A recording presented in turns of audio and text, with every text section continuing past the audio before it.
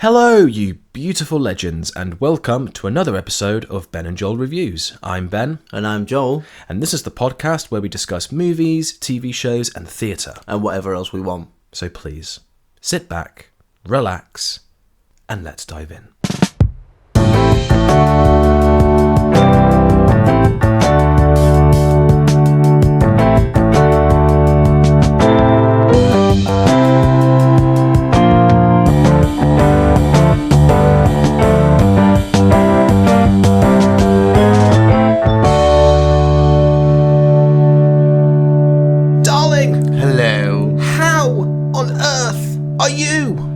I'm quite well. How about you? I'm alright. Anything specific you've done this week, or? Well, I've certainly watched a film. That we have, yes. Oh, yeah, that we certainly have. What have we watched, Ben? We have watched Friday the 13th, Part 4, The Final Chapter. But not actually the final chapter. No, it is not actually the final chapter. The filmmakers lied. And do you know what? I don't understand why they were so disingenuous and told us such a massive fib. I mean, unless maybe at the time they were like, let's just end this franchise now. Yeah, I get it, but... No, that's it. This is the final one. We're done. Boom. Comes out. Makes a lot of money. I don't know, the executives at Paramount are like, no, we must continue. Yeah. These are guaranteed money makers. They can never let anything die. You know, like you had a good thing going. In fact, do you know what? It reminds me of a reel I watched last night, which was a clip from Avengers Age of Ultron, where Vision is talking to the last Ultron bot, and he basically says something along the lines of, something isn't beautiful because it lasts. Yeah. And do you know what? He's so right. Take note, Paramount. I mean, I have no idea if Paramount are ever going to make another Friday the 13th film, because the last one that came out was the remake, and that came out in like 2009. I've heard rumours that they're doing a series, which is a prequel. A series? Called Camp Crystal Lake. Is that going to be like a death per episode? Oh no, wait, because it won't be him. It won't be Jason if it's a... Probably be his mum. Like, I have no idea what that's going to be about. I don't even know if it's true. These are just rumours. I'm going to be really honest with you. That does not entice me as a premise. I genuinely think if they make that, it will be Yeah. I mean, apart from the remake, pushing the remake aside, the entire franchise, you have the first 10 Friday the 13th films. I keep forgetting there's 10. It blows my mind every time you say that. Which are obviously all just about Jason. And then after that, you had Freddy vs. Jason, which did very well financially, did do great critically. Then there was the remake. And that's it. Now, obviously, you could say that's more than enough.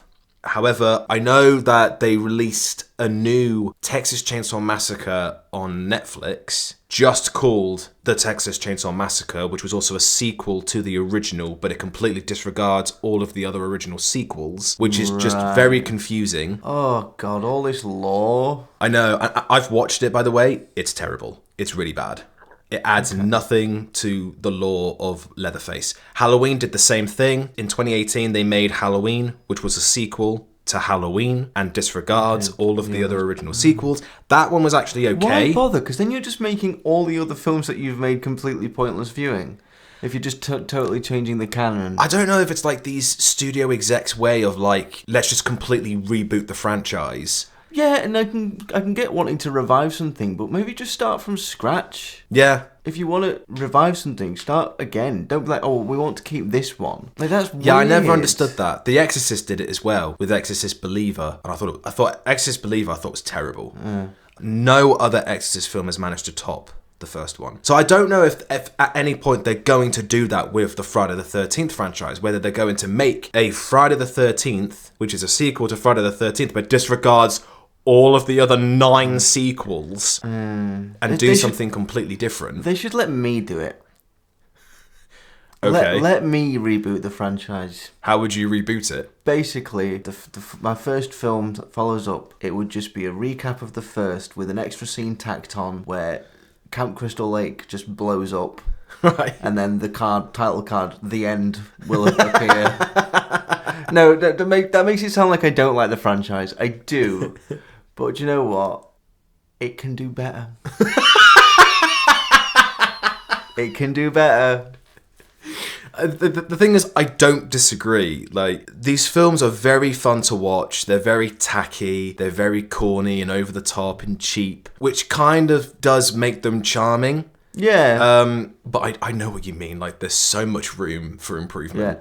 Yeah. I think, especially with the first two, I was very, very critical. Yeah. I gave a lot more praise to the third one. Mm-hmm. And my opinions were steadily improving. Yeah. And I feel like this is the first one where that progression completely stops dead in its tracks. Yeah. Which is weird to consider the fact that this was the original final one. To completely sort of stop dead with anything, progressing. If it was called something else, like let's say that you just take away the final chapter part and it was just called Friday the 13th Part 4. Yeah, all right, the film's still not great, but it would have been fine. Yeah, because they have the final chapter on it, it makes the film very odd in terms of how they were going to end the story. Yeah. I don't know, if you took away the final chapter subtitle and were to replace it with a different subtitle, I genuinely couldn't tell you what subtitle you could possibly give this film for it to make any cohesive sense. Maybe just like, we're doing another one, I suppose. Jason's back. Again. Yeah. I don't know. It didn't feel very, very final. No, you really didn't like this one. No, I really didn't. For the most part, I think it's fine. I think with every Friday the 13th film, they are the kind of films that they do. It's exactly what it says on the tin. And I certainly don't think this is the worst Friday the 13th film. Yeah. I don't think it's the best. It's somewhere in between. You've still yet to watch the rest of them. Yeah. I think my issue, and I'll delve deeper into this, of course, is kind of exactly what you say. It is exactly what you say on the tin. Probably a bit too much. I think that is something that I have praised the other films for, like you are getting what you completely expect. Yeah. But after watching 3 of these now, and then going into the 4th one, to kind of be met with more of the same is a little disappointing. Yeah. And not necessarily even more in the same in a way that's bad or like interesting. It's just, we're doing this. Yeah. I mean, that's a good segue into actually leading into the review for this film, because when this film starts, it starts with yet another recap from the previous films. Previously on Friday the 13th. Yeah. And it goes on way too long. Yeah. And the thing is, you're on part 4. Yeah. Is anyone really going into this blind at this point? No. Don't hold your audience's hand. I think back then they just didn't care about treating their audience like morons. Yeah. Or maybe it was just to pad out some runtime. Yeah, maybe they thought the script wasn't long enough. But if you'd removed the ridiculously long opening and actually maybe put some more effort into your character work, it might have resulted in a better film. Yeah, like when...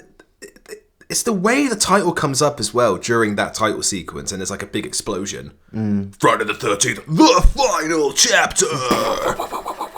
And I can imagine audiences at that time being like, whoa, oh my god, it's the last one, guys. This is going to be so epic. It's really not. No. It's just another run-of-the-mill Friday the 13th It's probably film. the most run-of-the-mill of all of them, and I think that... Well, for you so far. Yeah, that's what brings it down, I think. Yeah. And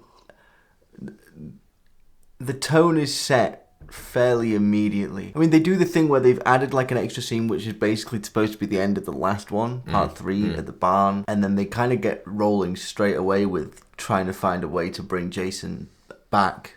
They waste no time, but they do waste time doing that because they... Well, yeah, I mean, kind of, because like they try to make you think that he's dead. Yeah. But it's like, audiences are clearly sat in the... When this film came out, I can imagine audiences being sat in the cinema being like, well, he's not dead.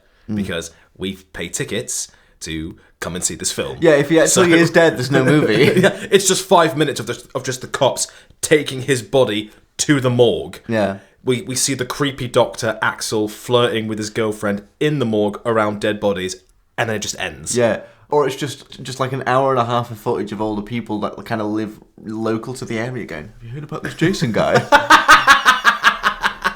Yeah, apparently he had killed a little teenagers up at the barn. People in the audience are like, the f*** is this? I think he really likes hockey.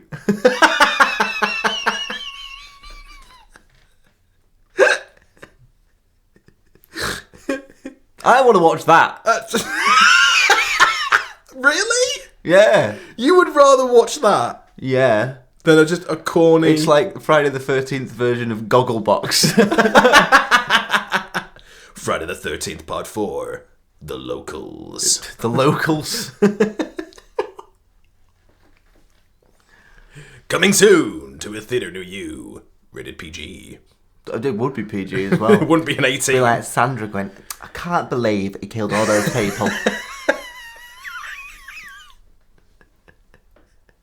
It's all over the news. The serial killer Jason Voorhees has finally been taken in. He is dead. All families are like, oh my god, does Brian know? Have you told Brian? I think we need to call Brian and let him know. This is really serious. We definitely need to call Brian. We need to call Brian right now. And Tiny Gary. And Tiny Gary.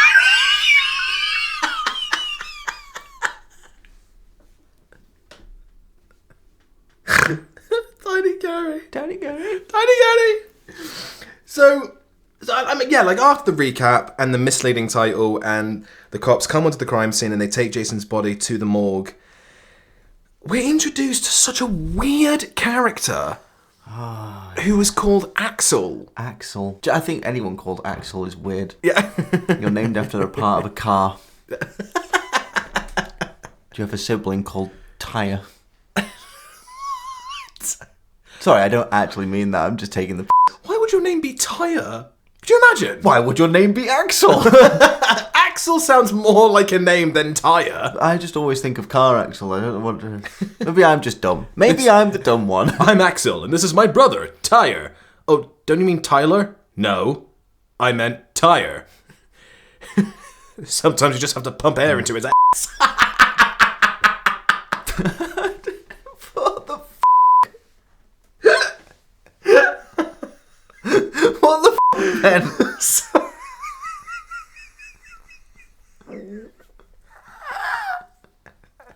Oh, I don't know if the mic picks it up. My throat made a really weird noise. Oh, for sake. So Axel, he signs off the bodies, and he's like eating while he's doing it, and he's like, the doctor's like, oh, is this the last one? No, there's another one in there. She's a really cute girl. Was. Oh, she still is. Yeah. Necrophilic mortician. Oh, God. Yeah, but I think I actually do think, you know, that they've made him say stuff like that with intent. He's supposed to come across as creepy. At the same time, if we were in a real situation and there was a mortician doing that and behaving like that, he'd get sacked straight away. Like, do you need to have a call with HR? Maybe you need to take some time off. Someone walks by. Why is Axel sat in the morgue watching the news? His girlfriend. Are they naked? What the f***? Yeah. Just very, very bizarre. Well, yeah, because he's got the whole thing with... I forget her name, but the nurse? Is she a nurse? Or is she just a different... Is she just another mortician? I know. I just love it. What was her name? The nurse?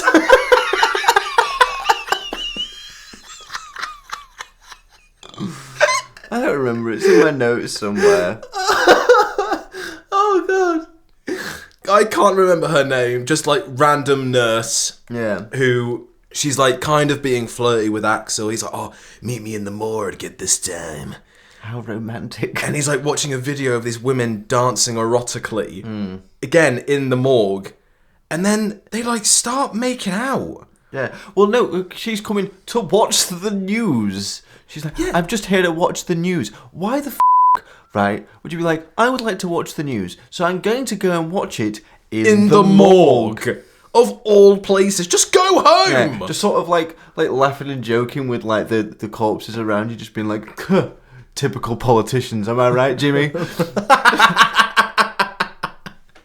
The body has a spasm. Yeah. Holy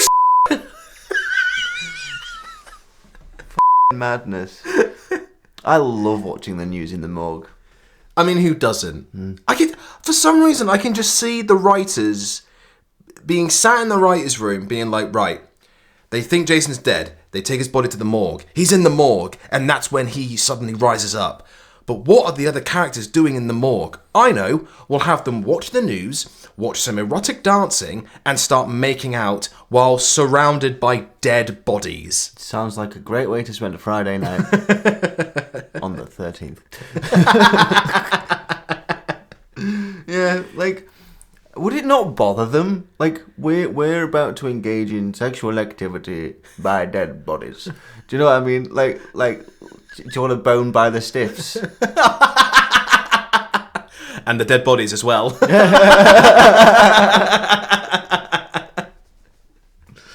Oh no, that would make a great Specsavers ad.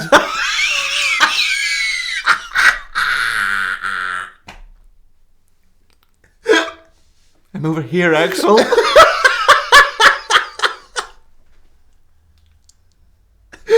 Oh my god. Oh dear. But yeah, so they're like making out, and then Jason's body moves, and she freaks out and leaves, and like he puts his body in the corpse cabinet. The corpse cabinet. That's clearly not what it's called. But no, it is. I've decided. It's a corpse cabinet. Okay. The alliteration is nice. This is the. Sorry, I'm very serious about this, Ben. You look very serious. It's a corpse cabinet now. I'm sorry, Joel. This is the only good shot in the film when he pushes Jason in, and just as he's closing the door, you see Jason's breath. Yeah. I was about to defend the film and be like, no, there's definitely more in it. Then I had a quick think and thought, no, this is the best one. They topped out pretty early. And then Axel carries on watching the erotic dances. He's like, sorry for making you wait, girls. And yeah, he's talking to the girls on the screen. Yeah, as you do. Well, sounds like a good way to spend a Friday then. The 13th. And then Jason suddenly comes up from behind him, cuts into his throat with a hacksaw, and then twists his head. Yay! Thank God the creep is dead. That was actually in my notes. I literally just wrote before this happened. I put, Axel is gross, and he had his head twisted off. Yay! Ding dong, the creep is dead. Yeah, I was very glad to see him go. Murder in the morgue. Murder in the morgue. At least they're in the right place. Yeah, his girlfriend gets killed as well. Again, you don't really see. Well, he stabs into her and starts cutting down her body. Yeah. From behind, does he come through a wall? No. Like, does the knife come through a wall or? No, he pins her to the wall. Yeah. And then stabs her in the stomach and starts cutting downwards. Yeah. But again, she's such a forgettable character. I mean, most of the characters in this are so forgettable. The only ones I can remember is Axel and Gordon the dog. I love Gordon. Gordon was clearly the best character, even though he's not in it for very long. But after the nurse gets killed, it quickly cuts to... It's so jarring. Who we're assuming are going to be the main characters of the film. This has been a recurring problem with the franchise. Do you not think that you can't tell who the main characters are? Yeah. I think I've said this before. I said it in part 1. I'm fairly certain I said it in part 2. Maybe not part 3. But now I'm saying it again here. I had no idea who the main characters were supposed to be. Like, who do we give a f*** about? Yeah. I had no idea. But even in this, like throughout most of this, you're not entirely sure who the main characters are. Yeah. Like, you're introduced to... As soon as that nurse is killed and it cuts to these other characters, it's this teenage girl and her mum going for a jog. And then there's a random shot from the woods making it look like that Jason's watching them. But it's not done in a way where the camera's sort of shaking, where it's very clearly from his POV. The camera's oddly still. So it's just like, it doesn't feel like Jason's watching them. It just feels like the cameraman's spying on them. Yeah, like before, there was motion in the shot. Yeah. So you got the sense that there was somebody there and we were seeing through their eyes. But whenever they do it this time around, the motion's just not there. They are static shots or they pan way too cleanly. It's odd. Very odd. Yeah. I can just imagine the cameraman just being there like, all right, girls, just keep running. That's it. I'm going to keep filming you, and sometimes you won't even know I'm filming you. Is that what you do on a Friday? The 13th. The 13th. But then, after that, we get introduced to a young Tommy Jarvis. An alien. Who Tommy Jarvis, for those who don't know, he's quite a big character in the Friday the 13th franchise. He appears in 3 movies. This one, Friday the 13th Part 5, A New Beginning, which is the worst one. And Friday the 13th Part 6, Jason Lives, which is the best one. And then he never appears after that. But he's basically the only character who's come close to defeating Jason. And in this, he's played by a very young Corey Feldman. Yeah. Like back in the day, he was really, really famous back in the day. Yeah, when Ben first pointed this out, I literally could not place Corey Feldman at all. I turned to Joel and I said, "There's Corey Feldman." And Joel went, "Who?" I said, "You don't know who Corey Feldman is?" He said, "No." I said, "Have you seen The Lost Boys?" "Yeah. He's one of the Frog Brothers." And Joel did that thing where he closed his eyes and went... Yeah. I don't know, my memory for that kind of thing is not as good as yours, obviously. I'm just like, oh, it's that guy. But yeah, he's played by a very young Corey Feldman who was huge back in the day, very odd now. But, sorry, no, I just continue. No, go on. This introductory scene of the family dynamic, there's the mum, there's the sister, and Tommy. And Gordon. And Gordon. MVP. What do we actually learn about them in this scene? Other than Tommy has this weird alien mask. Yeah, he's wearing a very strange alien mask that he's apparently... Not significant to the plot in any way. No. He's apparently made it himself. He customized it and he's playing this video game. And his mum's like, "Oh, just can't you play it upstairs?" "No, I need this such and such cable. Or maybe you can go into town. Susan can drive you there." Her name's not Susan, but I can't remember most of these characters' names. I can't remember any of their names. Yeah, that's another thing in this. A thing that Tommy Jarvis does is that he makes practical effects and animatronics and masks. Which, cool hobby. Yeah, but it's very... For starters, it adds nothing to the plot. No, it's completely pointless. It's pointless filler. B, I think it was just an excuse for the filmmakers to show off Tom Savini's skills as the makeup artist and special effects artist. There must have been a better way to do that, though. I mean, yeah, if they were more... You're literally making a horror film. Yeah. I don't know. There's a way around it to make it more significant to the plot and more interesting to watch. Yeah. Other than, this kid's really into prosthetics. Oh, God. We're then introduced to the teenagers of this film. Oh, my favourites. And the only ones who I can remember is Teddy and Marty McFly's dad. Is he Jimbo? Yes. Yes. I hate them. I absolutely hate them. So, most of the scene I can't even remember. I think I've just etched it out of my memory, repressed it. All I can recall from their introductory scene is that Teddy and Jimbo are having a back and forth about Jimbo not being, not being very good in bed or having bad past relationships, and this whole thing of Teddy calling Jimbo a dead as in bad in bed. Yeah. But to me, I'm like, oh, maybe that's foreshadowing something. Yeah. But then I'm like, no, because they're all going to die. It's the entire premise of this film. They're all dead.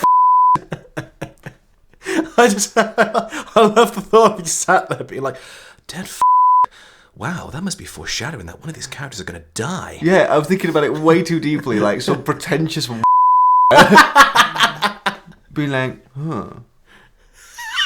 perhaps that would indicate one of these interesting characters is going to die. That means you're giving these writers a lot of credit. Yeah, which they don't deserve. So it's just this. It really is just the same thing. It's just teenagers who are going to Camp Crystal Lake, who want to have sex and get drunk and do stupid things.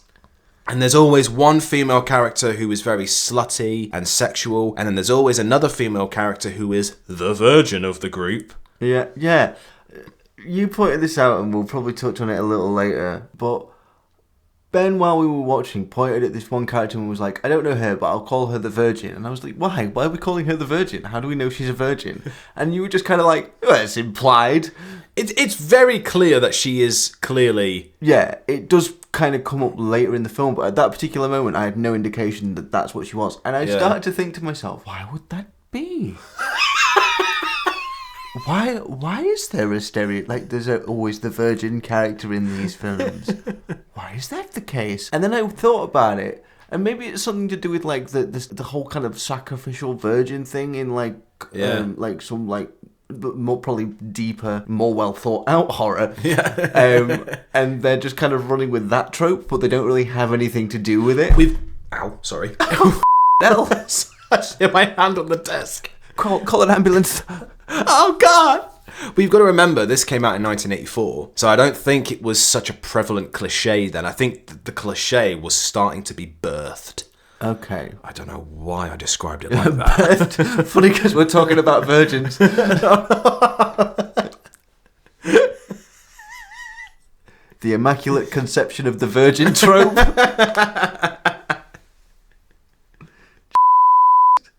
I mean, every character in this feels so thin. Yeah, and it just comes across in the way that they talk. Yeah, the way they're written. Their dialogue is awful. I wrote this one line from Jimbo, which comes at the end of the scene. I think it's like his last line in this one scene. He just goes, "God, I'm horny." And I followed that up with, "I hate this dialogue." It was awful. Awful. Nobody talks like that. Not even in the 80s. No.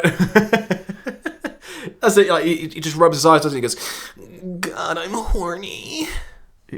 Well, maybe not quite that suggestive, Ben.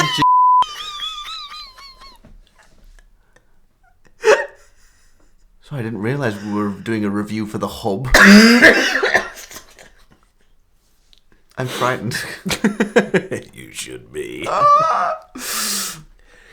And that's it. So while they're on their way to the camp, there's that random hitchhiker who has no dialogue. Yeah. She's only in this one scene. She's there holding a sign.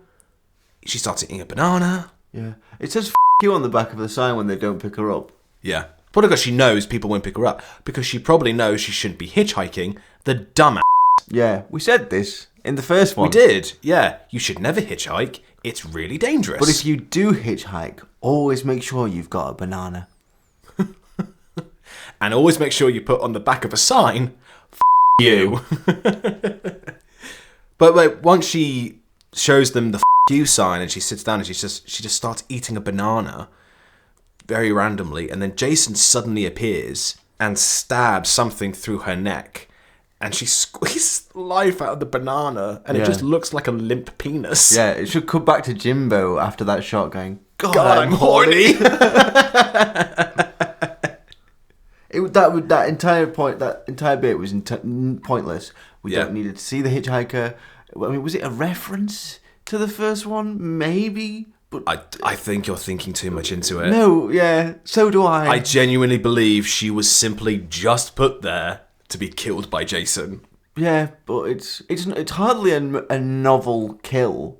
Stabbing someone through the neck. The only thing that makes it worth noting is the way she squeezes the banana.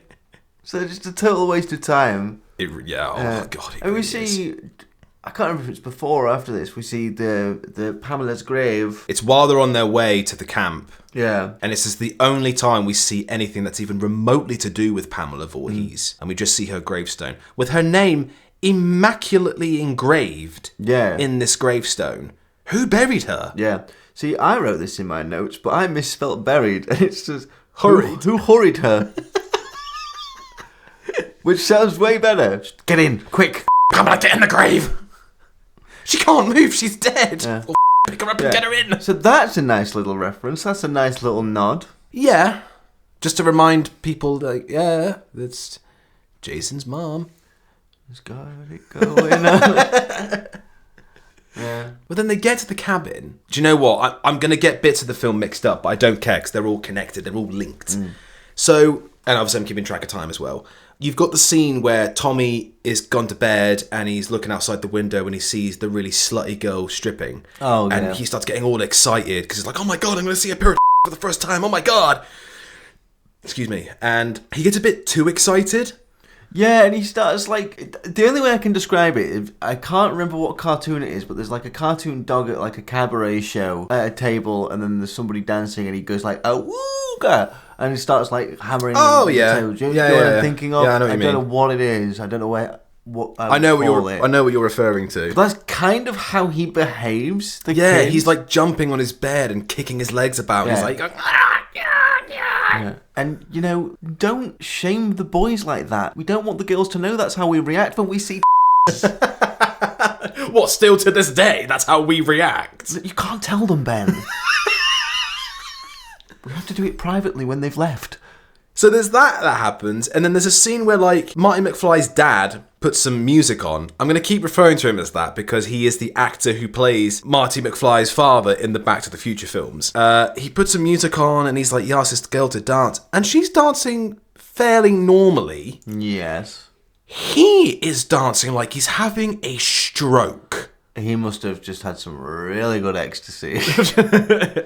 It's, like, really quick and odd, and I'm just like, do you seriously think that's going to woo this girl? Yeah. If anything, you're going to terrify the poor girl. Yeah. A part of me wonders how much of that was in the direction and just the guy trying to dance.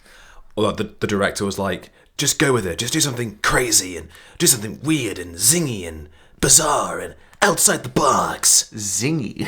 I don't know. I like that word. And then, would you like to go out today and do something zingy? Oh, I know. That reminds me. The other day, me, Joel, and some other friends of ours, we were in a shop and we were just doing getting some shopping. We were getting some food and that. And Joel suggested, oh, should we get some Coke? I said, yeah, we can get Coke Zero. And Joel stood there for a second staring at it and he said, no, let's get full fat. Let's go mad, boys. Listen, sometimes you just gotta live a life on the edge and get full sugar. It's not full fat. Why do we call it full fat? Well, full sugar. Full sugar Coke, just regular Coke. Let balls to the wall. It. So you buying the full regular Coke was the same as Marty McFly's dad doing some zingy dancing. Yeah, exactly. You know what? I'm pretty zingy as a person. I'm as zingy as they come. So that happens, and I think there's a character called Paul. I guess. I can't remember. Was it Paul or was it Pete? It began with a P. It's probably Paul, but I don't care enough to correct you either way. No, like, he starts flirting with another girl. His girlfriend, who was the slutty character, she gets annoyed and says, I'm going for a swim. And she goes out to swim. She goes skinny dipping. Okay. Oh my God, there is so much skinny dipping in these films. It's absolutely ridiculous. Yeah, you see more skin. That sounded rather ominous. Not like that. Like, you see your skin. No, but I mean, like, people reveal themselves more in this. I'm just digging my own grave. Fucking enjoy Pamela. And I better hurry. I know what you mean, though. Yeah, like, you see more of people naked in this than any of the others combined. Again, for you so far. Well, yeah. Is that a conscious choice? Let's keep people watching by showing the occasional. Yeah, I think back then filmmakers were like, well, it's a Friday the 13th film. We need the blood, we need the gore, and we need the sex. Oh no. Are we going to have to start doing that for the podcast? Oh God. Oh no. Or just occasionally just add in a picture of our penises. Oh no one wants to see your Ben. They're not, they're too small.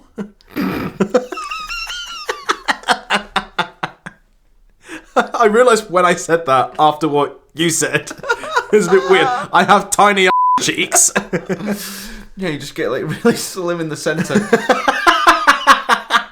She goes skinny dipping, to which we are then introduced to the dinghy. The dinghy of death. So while we were watching it, we watched it just before recording, and we see the dinghy, and Joel was there going, why was there a random shot of a dinghy while she was stripping? She then swims to the dinghy, and she keeps hearing noises in the woods, and she keeps going, Paul? Is that you, Paul? To which I was getting annoyed, because these films keep doing that, where there's a character wandering through the woods, they hear a noise, and they're like, oh my God, Barry? Is that you? John? Mary Beth? You could make a compilation, like a compilation. I thought you were going to say Mary Berry, to be honest with you. We're on Bake Off all of a sudden. You could make a compilation of, like, any time a character calls out another character's name in this, and it would be longer than any of the films combined. do you know what I mean? Yeah. Like, Sorry, go on. It wastes time Yeah, no, 100%. She swims to the dinghy, climbs into the dinghy, which then we were like, wait, that's clearly not their dinghy. Yeah, I can't understand, again, how these characters are written. She's gone out to skinny dip because she's off about something, so she's going skinny dipping to calm down, which happens to the best of us. Yeah, I suppose. And she sees a lone dinghy floating on this lake, no one in it, and it's unattended. It's not like, oh, someone's fallen out of a dinghy or someone's lost a dinghy. She just kind of swims out and she's like, I'm going to go chill in that. At night, it's dark, there's no one around. She keeps like jumping at things and like being like, Paul, yeah. Paul. Just excellent critical thinking there from this character A. Yeah, character A. I don't know what her name is. No. I mean, the dinghy was clearly put there for the sake of this very specific kill. But then that begs the question, did Jason put it there? In which case, where did he get the dinghy from? Yeah. Did he go to a shop and buy one? Hello, I would like one dinghy. Well, don't forget, Jason can't talk. Oh, so he's just pointing at it going... He's just, he's just pointing at the dinghy. The shopkeeper's like, I don't... Would you like to purchase this dinghy, sir? I don't know what you want. Yeah. Because in my head, when Jason does kills and stuff, it's sort of him just adapting to his environment and using what's around him. Yeah. But again, why would the dinghy even be there? So I just like that visual of him being like... But like he can only so he can only say half the word, so he's just going, ding! Yeah. But then while she's in the dinghy, again, she's doing the whole, Paul, is that you? To which then Jason appears and he stabs again. So it looks like a spear or something. Stabs it through her from the bottom of the dinghy. Yeah. Through the dinghy. Yes. Sorry, I'm drawing attention to a certain point that I'm going to make. I know where you're going with it. Yeah. So he stabs her through the dinghy and she's making this awful noise. She's like, So then it cuts back to like the other teenagers who are, dancing away. I'm going to cut in quickly. Please. So the deaths start. This is the first death. And they start maybe just after the halfway mark of the film. Yes. So we breezed over the first half. Yeah. Pretty quickly. And I just want to read out this note that I made. Because I stopped, I think kind of just before this, and I asked Ben, how far through are we to make this note? We're nearly halfway through, and I barely know anything about these characters. Their names, nor do I give a shit about them. There's more characters this time, and it makes the film feel bloated and overstuffed. Just start killing them already. Would you agree? Oh, 100%. We've got the usual crowd of all the teenagers, but then we've also got Tommy and that family dynamic and Gordon. And so because we're sort of intercutting between the two different groups and two different stories, it's not enough. But I mean, there's not enough time to go around per character to learn enough about them, to care about them. Yeah. But then as a result, it means you don't really care about either story. No, exactly. Throughout the entire... I can't even remember the mum's name. No. I can't remember the mum's name or the sister's name. I remember Tommy Jarvis and Gordon the dog. Yeah. And then from all of Marty the McFly's teenagers... dad. And from all the teenagers, I remember Marty McFly's dad, who's apparently called Jimbo, Teddy... Yeah, because he's weird. Yeah, because Teddy's a weirdo. And Paul. Purely because of... Paul!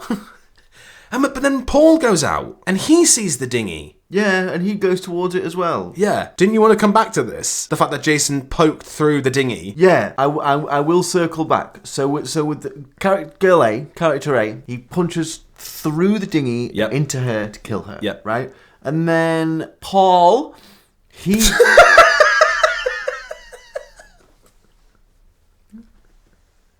That delivery was fantastic.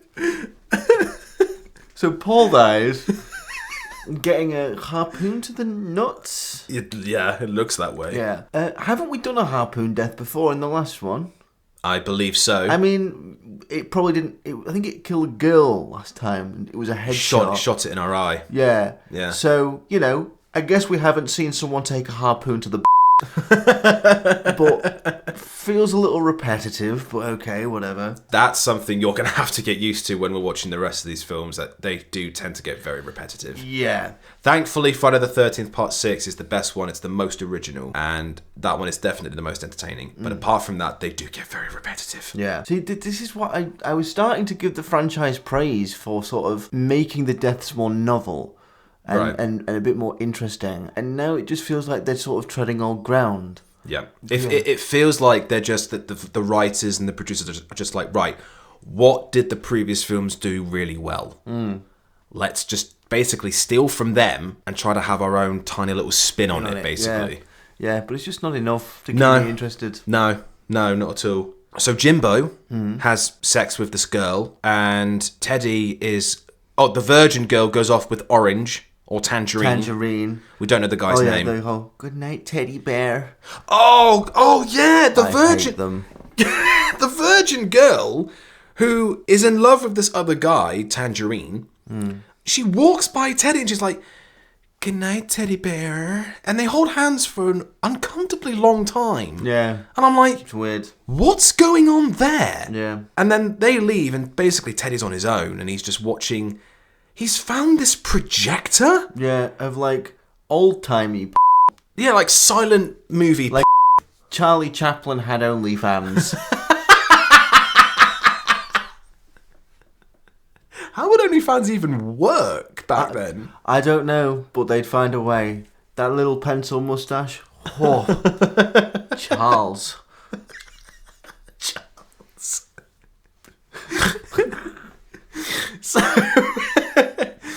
So Jimbo's had sex, and he's laying with the girl, and he's like, what's your name?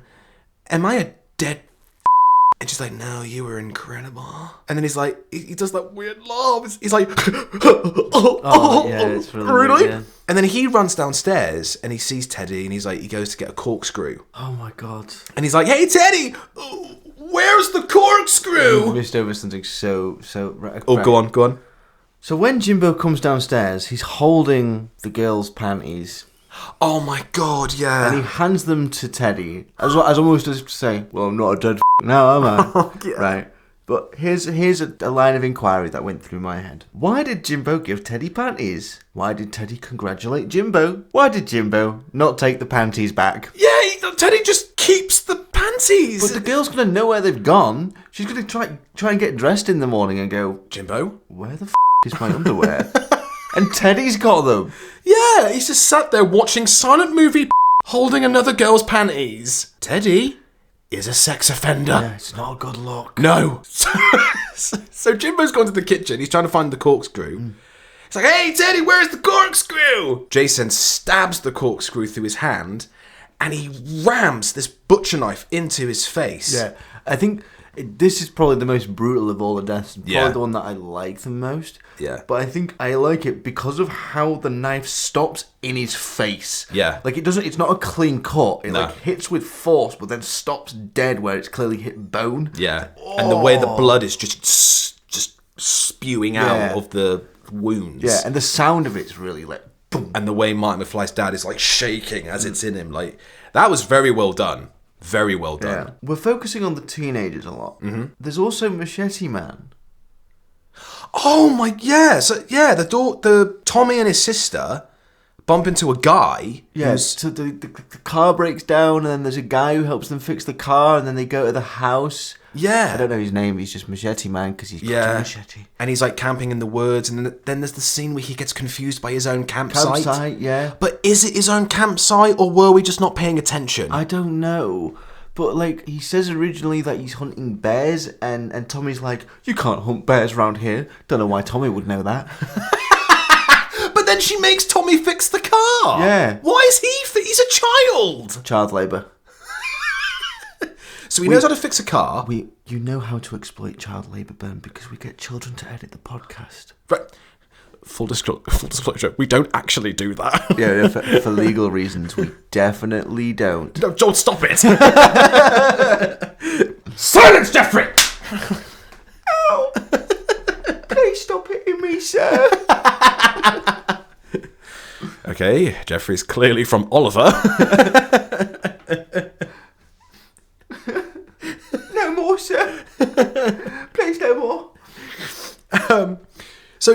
Tommy's expected to fix the car, know about bears. And he makes, like, prosthetic masks. Yeah, it's like, who is this kid? He's a talented little boy. He plays video games and he knows exactly what cable he needs for it to work upstairs. Send him to Harvard. Oh my god, another bit that annoyed me about the Machete Man was that there's just so randomly it comes up that he's looking for Jason because Jason killed his sister. Yeah, out of nowhere. Out of nowhere. He should have been the main character. Yeah. It should have been about him trying to find Jason. Yeah, and you still could have had him, like, sort of bumping into the teenagers along the way. And yeah, like other side characters who come in and out. Yeah, but he should have been the main focus. 100%. Because then, I think it's amongst all of this, like Teddy gets killed while he's in the room with the projector. He gets stabbed in the back of the head through the projector screen. Yeah. Some other characters die. Like, one of the girls gets killed, but you only see the silhouette. And Tangerine dies in the shower. And then the Virgin Girl dies by getting an axe to her chest. Yeah. And then Machete Man dies. He goes down into a basement. How did Jason get in the basement? Wonderful misspelling in my notes. Amazing, though. Joel literally wrote down, how did Jason get in the basement? But Jason starts attacking the Machete Man and starts stabbing him. And the Machete Man is shouting, "He's killing me!" I like this film. "He's killing me!" This film killed me. Yeah, I mean, you could argue that was either really stupid or really disturbing. Why? Because this isn't the only film that it happens in. I can't think of another example where someone is getting killed and they're going, "Oh, they're killing me!" Right? It has happened in other films. And I'm sure that you can think of some. But why?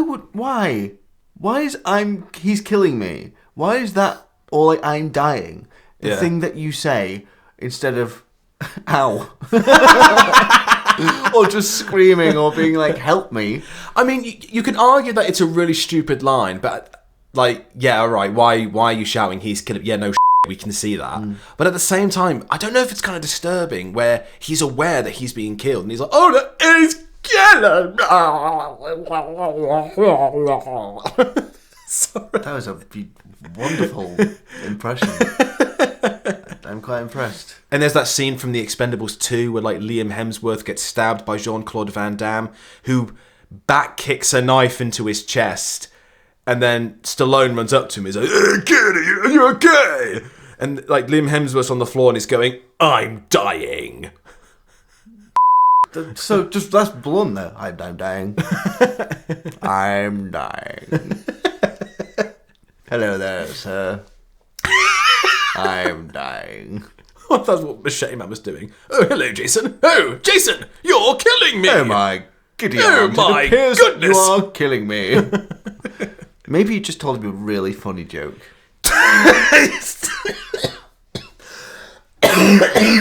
Now I'm killing Ben. Yes, Joel is killing me. Oh yeah, then the mum vanishes.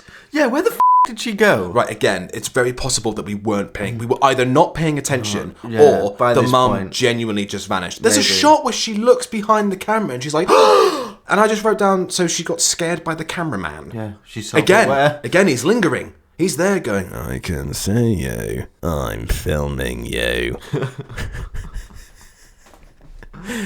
You can't see me. Oh, she saw me." Oh, God. Oh, what was it? I said, there's a bit where like a character's walking outside and we hear the ch-ch-ch. And I went, oh no, there's the chit-chat and the ha-ha. Yeah. Oh, God. By this point, I think I'd tuned out so hard Yeah. on this. Like the girl, because the mum goes back to the house and she's trying to find the kids, but she can't. It's all dark, the electrics aren't working. Yeah. She's going, "Tommy? Miranda?" Her name's not Miranda, I just don't know what her name is. And it's like, wouldn't you be screaming right now that your kids are missing? She's way too calm and she's going Way through the too house calm. very slowly. And the kids do the same thing. Yeah, she disappears, then the kids come back and they're doing the same thing and they're going, Mom? Mom? And they go through the house in the same order. Yeah. The shots are almost identical. Yeah. Even when they like sort of look upstairs and you can see that kind of the window at the top. Yeah. And then the machete man gets thrown through the window. Yeah. And they're both freaking Through out. the window. Through the window. What I'm trying to say is this film really likes killing people through things. Yeah. You know, through the dinghy, through the shower glass, through the window. The third one did the same thing. Is this the novel thing that they've decided to do for this film with the kills? It's like, what could we kill them through? Or throw them through. Do you see what I'm saying? Yeah. Like I just imagine them sat with like assorted objects on the table being like, maybe this. and it's like an ice cube tray. Maybe they could be stabbed through this. There's like someone over the way. And he's got like a clipboard. Maybe someone could be stabbed through this. With the pen. Which is mightier than the machete. Do you see what I'm saying? And someone just accidentally inflated a dinghy onto the table. It knocks all the other objects out of the way, and they're like, "Oh my god, we've got it!" It's just the director. Dingy. Oh, death. So after that, Tommy and Miranda, what's her name? No, you keep saying Miranda, and now I keep picturing Miranda. Such fun. Let's go to Camp Crystal Lake. Such fun. She tells Tommy to run. She's like, just run. Just get out of here. Run as fast as you can. But then Tommy decides to stay, goes to a bathroom, and starts shaving his head. Yeah. While Jason is trying to attack the sister. I thought he was having a breakdown. I think I was having a breakdown watching it, quite frankly. I'm so sick of Jason just trying to attack us. I just can't take it anymore. Yeah.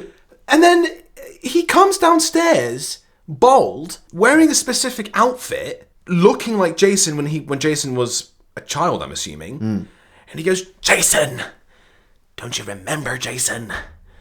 Don't you remember? Yeah, which is a similar kind of resolution to the second one, where the girl finds Pamela's jumper And her head. and starts talking to Jason. Starts pretending to be her. It's very similar. So, yeah, it didn't feel... But part of me wonders, is that where the prosthetics were supposed to come in? Like, they've established that the kid can make really good prosthetics, and then in the heat of the moment trying to defeat Jason, he kind of cobbles together really quickly a good sort of likeness to young Jason. But he didn't use any prosthetics. He just shaved his head. Yeah, he just shaved his head, I know. But I'm thinking maybe, was that the original intent and they just kind of ran out of budget, or... I don't know. But the thing is with the prosthetics, it would have taken way too long. His sister would have been dead by then. Yeah. It's like... I'll be down in a minute! Yeah. I'm just doing something! Don't step anybody yet!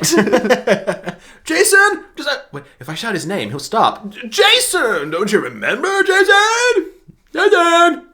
We need another Don't you dinghy. remember, Jason?